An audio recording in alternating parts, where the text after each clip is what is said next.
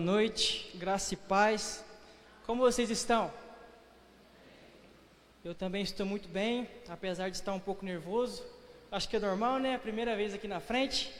E eu prefiro estar aqui mais próximo do pessoal, porque acaba que a gente recebe um pouco de calor do público, né?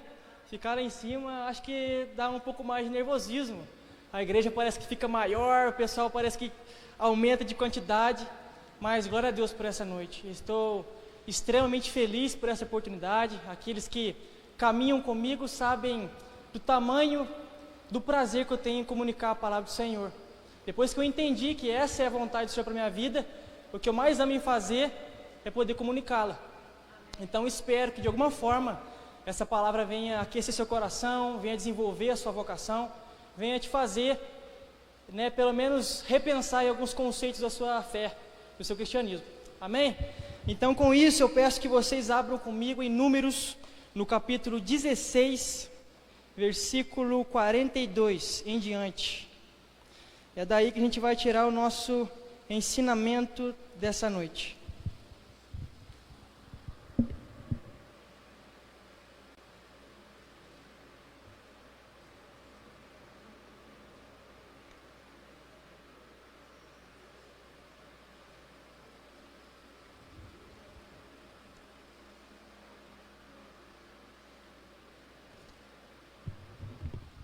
Amém? Todos de acordo? Então vou ler. Quando, porém, o povo se ajuntou novamente contra Moisés e Arão, eis que eles se voltaram para a tenda do encontro. Repentinamente a nuvem cobriu e a glória do Senhor surgiu. Então Moisés e Arão se dirigiram para a frente da tenda do encontro, e o Senhor avisou a Moisés: Ide, sai do meio dessa congregação, e em um só momento os aniquilarei a todos. Contudo, eles imediatamente se atiraram sobre os seus rostos em terra. Em seguida, Moisés pediu a Arão: toma o incensário, põe nele fogo do altar, e em cima o incenso, e vai depressa à congregação, a fim de realizar o ritual de propiciação pelos pecados desse povo, porquanto partiu grande ira da presença do Senhor, e a mortandade já começou entre o povo. Arão procedeu exatamente como Moisés lhe pedira, e correu para o meio da assembleia. A epidemia de fato já havia iniciado seu trabalho entre o povo. Contudo, Arão ofereceu o incenso e realizou o sacrifício de expiação pelos pecados do povo. Arão colocou-se entre os mortos e os vivos, e a praga cessou.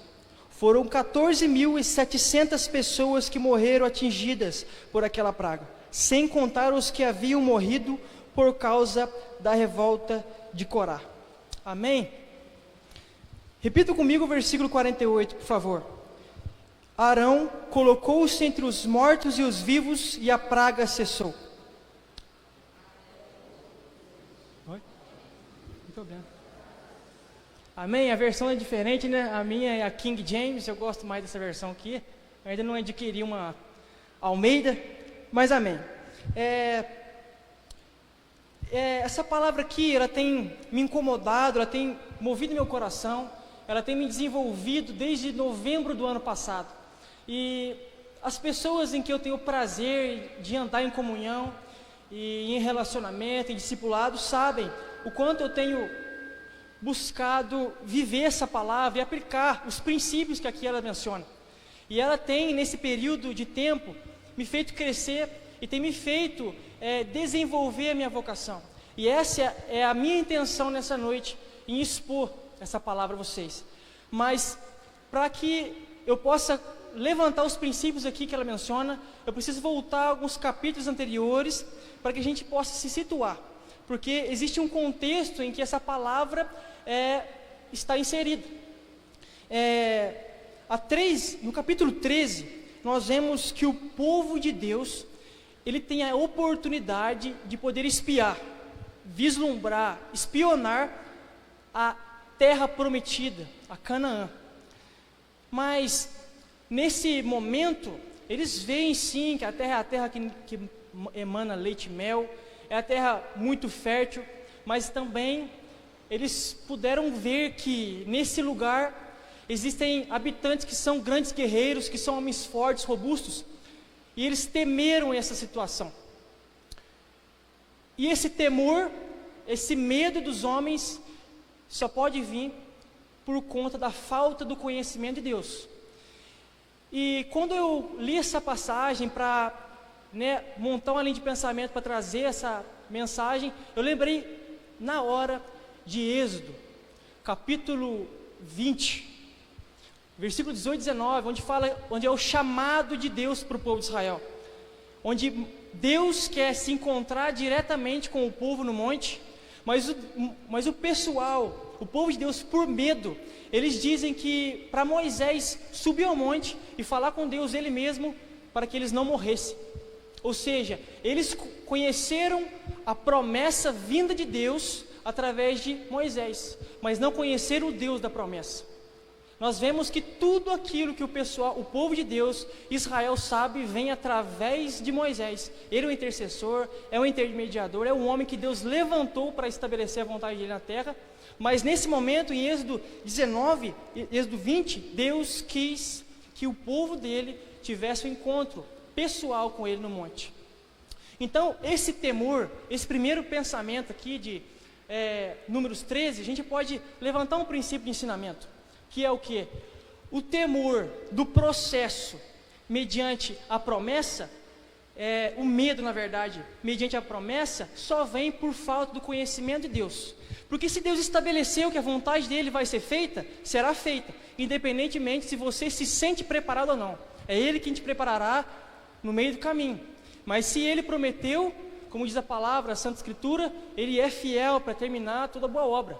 O que nós temos que fazer é aceitar a palavra dEle e sermos encorajados por aquilo que Ele já disse. Amém? E aí o povo se rebela, o povo teme, o povo tem medo e levanta um questionamento dizendo que era melhor eles estarem no Egito.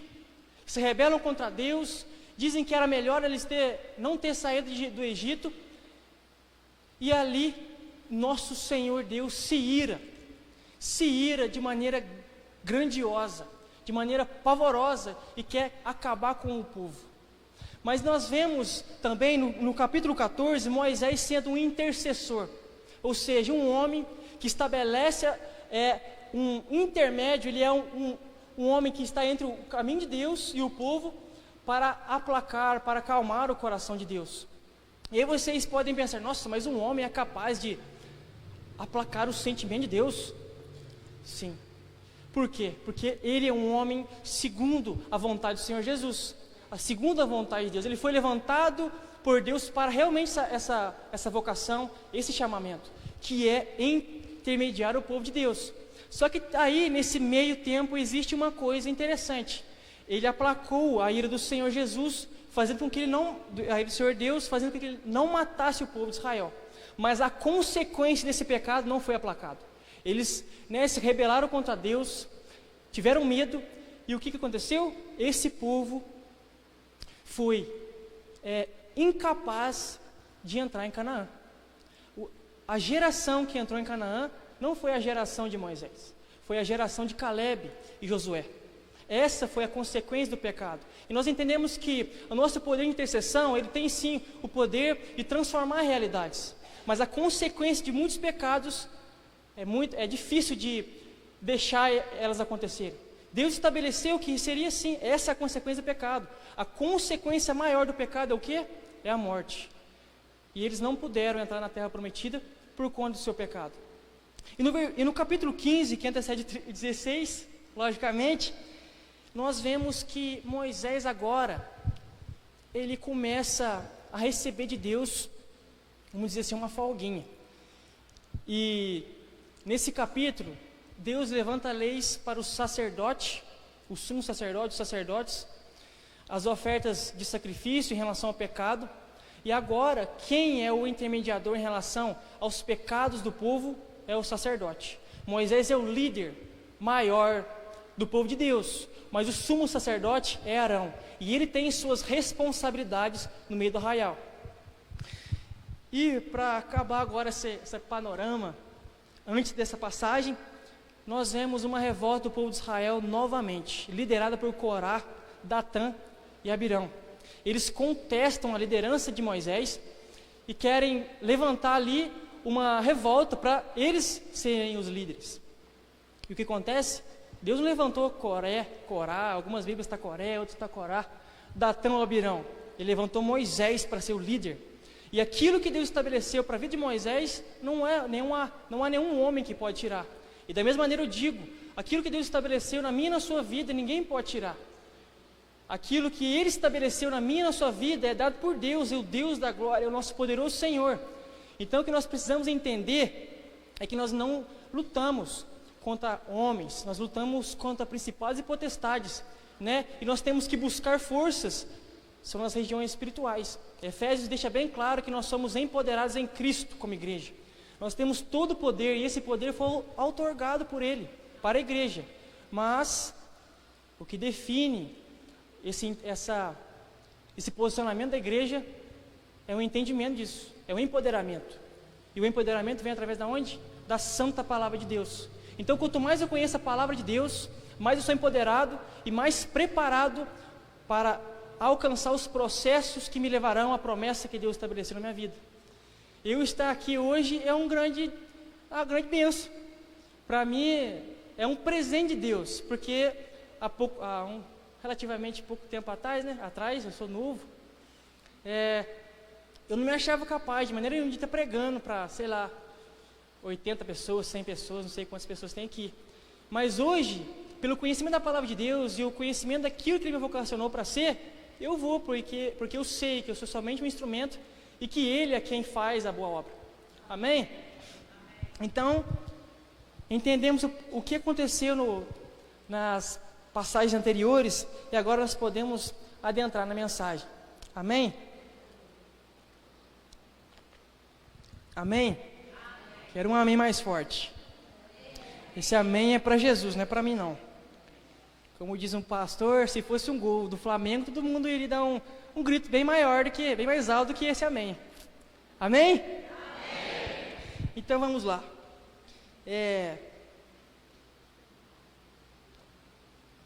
Nós percebemos a consequência do pecado diante dessas situações. E que Deus estabeleceu o intermediador. E que nós, como corpo de Cristo, somos intermediadores da realidade do céu na terra. Jesus disse que nós temos que orar, e a nossa oração, quando ela é motivada pelo Espírito, ela tem o poder de fazer a realidade do céu alcançar a terra. O que nós temos que entender é buscar na palavra de Deus e entender o que está acontecendo, o que o Senhor quer. A Bíblia toda ela é interligada. Toda a palavra do Senhor Jesus, desde Gênesis até Apocalipse, ela tem interligações, está tudo muito bem interligado. E através do conhecimento santo da palavra de Deus, nós podemos perceber o que fazer na nossa realidade, no nosso trabalho, na nossa família, no meio onde nós estamos inseridos. E eu torno a ressaltar, nós temos conhecido a palavra do Senhor? Nós temos conhecido o Deus da promessa? Ou nós temos conhecido a promessa de Deus? Amém? Então vamos lá. Versículo 42. Quando, porém, o povo se ajuntou novamente contra Moisés e Arão, eis que eles se voltaram para a tenda do encontro. Repentinamente a nuvem a cobriu e a glória do Senhor surgiu. Então Moisés e Arão se dirigiram para a frente do encontro, da tenda do encontro. E o Senhor avisou a Moisés: Ide, sai do meio dessa congregação, em um só momento os aniquilarei a todos. Contudo, eles imediatamente se atiraram sobre os seus rostos em terra, e em seguida Moisés pediu a Arão. Eu quero parar por aqui por enquanto, para levantar aqui um princípio. Diante da desobediência do povo de Deus, Moisés sendo o líder e Arão o sumo sacerdote, como disse, eles têm responsabilidades totalmente diferentes. Aquilo que Moisés tem de fazer, Arão não pode fazer, porque não é isso que o Senhor tem para ele. Então Moisés pede para Arão realizar o feito que está logo abaixo. E eu entendo que Moisés sendo o líder e Arão o liderado, ele, vamos dizer, tipifica a liderança da igreja. Moisés tipifica a liderança da igreja. Os nossos pastores, nossos presbíteros, diáconos e líderes de ministério por aí afora. Então, Moisés pedindo para Arão, orientando diante daquilo que Arão tinha que fazer, representa o nosso pastor diversas vezes, nossos líderes diversas vezes, nos orientando a fazer a vontade de Deus, porque eles têm um contato constante com o Senhor e nos levam a desenvolver a vontade de Deus. Eu pergunto, nós temos sido apoiados, nós temos obtido aquilo que o Senhor tem falado a nós através dos nossos líderes, ou nós temos só vindo à igreja para ouvir uma mensagem, completar uma tabela semanal, ou nós temos buscado viver aquilo que está aqui sendo ensinado? Nós, como povo de Deus, temos responsabilidades. Moisés tinha uma, o pastor tem uma, os líderes têm uma, e nós, como sacerdotes, como pedras que constituem a igreja, como diz 1 Pedro, capítulo 2, nós temos responsabilidades diferentes. Uma vez eu conversei com um grande amigo meu, missionário, o homem ele é empoderado no discipulado, e ele me disse que numa de suas aulas na ETED, o professor disse que se um homem, uma mulher, uma pessoa do Senhor deixar de realizar a vontade de Deus, muitas pessoas ficarão sem receber a palavra da vida. E essas pessoas estão se encaminhando para a morte, porque aquele que não está em Cristo, ele está infelizmente no mundo. E nós sabemos que o mundo é do inimigo. E nossa responsabilidade, através da palavra, Paulo diz, eu não sei se é para Timóteo, ou no livro, ou na epístola de Tito, que ele fala que nós temos que pregar o evangelho em tempo e fora de tempo. O evangelho não é pregado somente aqui na frente e atrás do microfone, mas eu creio que o microfone é só uma forma, mas a maior maneira de se pregar o evangelho é através do nosso proceder lá fora. Lá fora é onde nós temos que ser cristãos verdadeiros. O que nós precisamos nos dias de hoje é nos posicionarmos no nosso trabalho, em relação a muitas coisas que nós lá vemos, é nos posicionar em nossa família, quando muitos membros dela estão se afogando em situações mundanas, é nos posicionarmos em relação à nossa roda de amigos, onde lá existem papos que não são onde nós devemos estar, e em muitos outros lugares onde nós não devemos estar, ou estar realizando uma presença que seja diferente. Uma presença que logo ao chegar lá, nossa, eu não vou falar isso mais não, porque ele está chegando, ele é cristão, ele se parece com Cristo, e eu tenho uma presença dele, porque ele transmite o Senhor, e eu respeito o Senhor. Amém?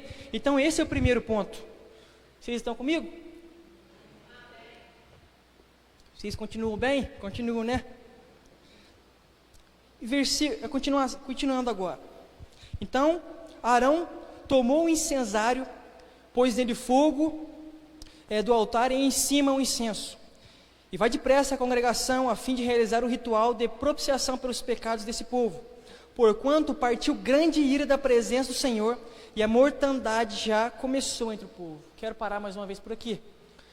Nós vemos agora Arão exercendo sua vocação, e nós vemos o efeito no versículo 48 do exercício de seu chamado, sua vocação. Ele se pôs entre a praga, ou seja, entre a morte e a vida. Ele trouxe vida para aqueles que estavam destinados à morte, por conta da sua vocação. Mas é interessante que se nós buscarmos aprofundar nos significados desses instrumentos aqui, que são utilizados na tenda da congregação, eles têm um significado, que para nós tem uma grande relevância. Aqui nós vemos o incensário, o fogo do altar e o incenso. O altar, na Bíblia, muitas vezes ele quer representar o nosso coração, onde é feita a oferta, o sacrifício. Romanos 12:2 vai falar que nós temos que ser sacrifícios vivos ao Senhor. E aonde é oferecido esse sacrifício? É em cima do altar. O altar é o nosso coração. Nós somos a oferta e o altar. O fogo, ele é representado na Bíblia pelo Espírito Santo, o capacitador, o purificador, a palavra de Deus e o método provador de obras. Nós vemos isso em 1 Coríntios, capítulo 3, versículo 11 até o 15. O Espírito Santo provará aquilo que é feno, aquilo que é palha, aquilo que é madeira, aquilo que é precioso, aquilo que é de ouro, aquilo que são coisas preciosas, ou seja, as coisas de valor ficarão, mas aquilo que é obra do homem, infelizmente perecerá. E o incenso queimado representa a nossa oração, e quando ele é queimado, ele sobe ao Senhor como um aroma suave, ou seja, ele é agradável a Deus. Agora, como aglutinar todas essas informações a fim de entender algo? Se o meu coração representa o altar, o fogo, o espírito, e o incenso, a oração, quer dizer, se eu tiver um coração tomado pelo Espírito Santo, através do conhecimento da palavra, eu vou orar, e minha oração será atendida por Deus, porque não vai ser uma oração vã, não vai ser uma vã repetição, mas vai ser uma oração através do Espírito Santo, que é realmente a intercessão do homem de Deus para o seu povo. E foi isso realmente o que aconteceu aqui no versículo 46. Arão exerceu a vocação dele, ele fez esse procedimento para realizar o ritual, e o que aconteceu? A praga cessou, a praga foi cessada. Infelizmente, algumas pessoas que pecaram, que estavam com Corá, Datã e Abirão, vieram a perecer naquele momento, onde Corá, Datã e Abirão pereceu por conta da rebeldia, e nesse momento também o Senhor se irou, e também fez com que a consequência do pecado viesse sobre o povo de Deus. Mas como eu tirar agora um princípio dessa passagem? Nós somos chamados para sermos uma nação de sacerdotes. Nós vemos isso em Êxodo, capítulo 20, versículo 19, que o Senhor chamou o seu povo para ser uma nação de reis e sacerdotes. No capítulo 2 de 1 Pedro também diz que nós somos uma geração eleita, sacerdócio real. Em Apocalipse 1, nós também somos chamados, lá o Senhor Jesus diz que Ele nos constituiu um reino e nos estabeleceu por sacerdotes. E Apocalipse 5 diz a mesma coisa. Eu vou ler essa passagem que eu acho ela muito linda. Nisso aconteceu que reparei no meio do trono dos 4 seres viventes e entre os anciãos em pé, um cordeiro que parecia estar morto. E tinha 7 chifres, e cada um dos chifres, cada um dos chifres desviado por toda a terra. Vou começar aqui, desculpa. Nisso aconteceu que reparei no meio do trono e dos 4 seres viventes, e entre os anciãos em pé, um cordeiro que parecia estar morto. E tinha 7 chifres e 7 olhos, e que são os 7 Espíritos de Deus enviados a toda a terra. Ele veio e pegou o livro da mão direita de quem estava assentado no trono, e assim que o recebeu, os 4 seres viventes e os 24 anciãos prostraram-se diante do cordeiro. Cada um deles tinha uma harpa e taças de ouro cheias de incenso, que são as orações dos santos. E eles cantaram um cântico novo: Tu és digno de tomar o livro e abrir os seus selos, porque foste morto, e com teu sangue compraste para Deus homens de toda tribo, língua e nação. Tu os constituíste reino e sacerdotes para o nosso Deus, e assim reinarão sobre toda a terra. E no capítulo 20 diz praticamente a mesma coisa. Então o Senhor Jesus, através do seu sacrifício vicário, fez com que todo o procedimento de ritual de santificação pelos pecados do povo fosse cessado, porque Ele era o Cordeiro de Deus que tirou o pecado de todo mundo. Ele é o sumo sacerdote, onde agora nós somos os sacerdotes que são incumbidos de levar a realidade do céu para o mundo, nos libertou. E isso é motivo de grande alegria para nós. E nós precisamos, através dessa alegria, exercer nossa vocação. Eu não sei, eu não faço nem ideia qual é a sua vocação, aquilo que o Senhor te chamou para realizar. Mas eu tenho uma notícia para vocês. Depois que eu descobri, eu não consigo me pensar mais em fazendo outra coisa. Eu anseio todos os dias em me tornar aquele a quem o Senhor me chamou para ser, e eu cada dia mais tento buscar cooperar para isso, e estimular pessoas a buscar essa verdade. Amém? E para finalizar, nós vemos que a obediência à liderança, Moisés aqui sendo líder, traz vida, traz transformação, tanto para aqueles que são liderados e fazem, as orientações dos nossos líderes acontecerem, quanto para aqueles que recebem de nós o ensinamento vindo da igreja. Versículo 47, por favor. Arão procedeu exatamente como Moisés lhe pedira, e correu para o meio da assembleia. A epidemia de fato já havia iniciado seu trabalho entre o povo. Contudo, Arão ofereceu incenso e realizou o sacrifício de expiação pelos pecados do povo. Arão colocou-se entre os mortos e os vivos, e a praga cessou. Arão colocou-se entre os mortos e os vivos, e a praga cessou. Meus irmãos, a casa do Senhor Jesus é o lugar onde nós podemos experimentar a vida e levar vida ao povo que está lá fora, que estão num contexto de carnalidade, que estão perecendo.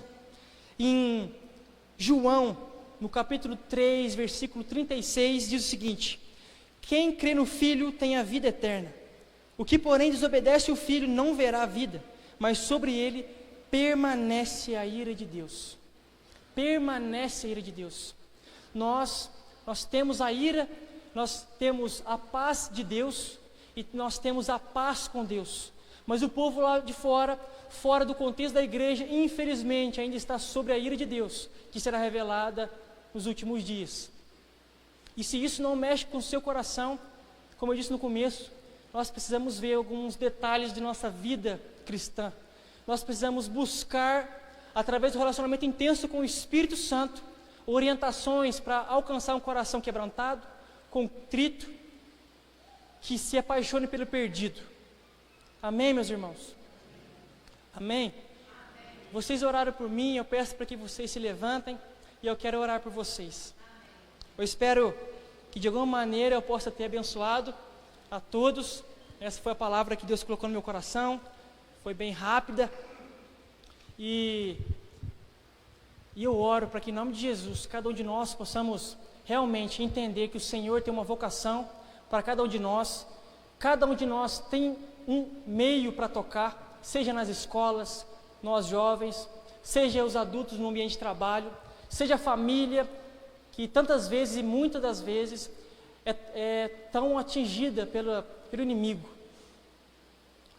Enfim, existem vários ambientes que o Senhor quer entrar, mas Ele precisa dos seus intermediadores, Ele precisa da igreja, Ele precisa da eclésia do Senhor Deus. Amém? Oremos então. Senhor Jesus, obrigado, Pai, por essa noite, obrigado, Senhor, por essa reunião. Eu te agradeço, Pai, pelos corações que aqui estão, que se disponibilizaram, Pai, a estar aqui cultuando o Seu nome, a estar aqui, Deus, te buscando, Senhor Jesus. Eles podiam, Pai, estar em casa descansando, eles podiam estar em casa, Jesus, fazendo tantas outras coisas, Pai. A semana está por se iniciar, novos desafios, novas situações para encararmos. E eles podiam, Pai, estar descansando, Senhor Jesus.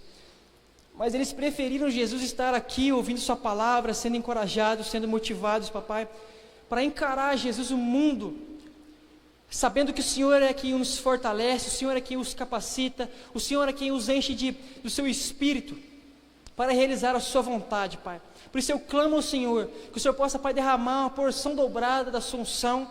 A unção do Senhor, Deus, é a habilitação para o propósito do Senhor, Deus, na vida individual, Pai, da Sua igreja. Então, Jesus, enche de motivação, coloque, Deus, pessoas, Senhor, Deus, que vão agregar em suas vidas. Coloque, Jesus, homens e mulheres de Deus, Deus, nas vidas dessas pessoas, para que eles possam provar, Jesus, do tamanho, do poder, da comunhão com os santos. Em nome de Jesus eu oro, peço que o Senhor venha derramar sobre eles também, Deus, o espírito de sabedoria e de revelação, mencionado por apóstolo Paulo, no capítulo 1 de Efésios, versículo 17, para que eles venham, Pai, compreender a Sua palavra dia após dia, Pai. Eu oro no Seu precioso nome, Jesus, sabendo que o Senhor nos dará grande vitória, Pai, e nós ansiamos pelo Seu grande dia. Amém, Senhor Jesus, muito obrigado, nós Te amamos, Pai, amém.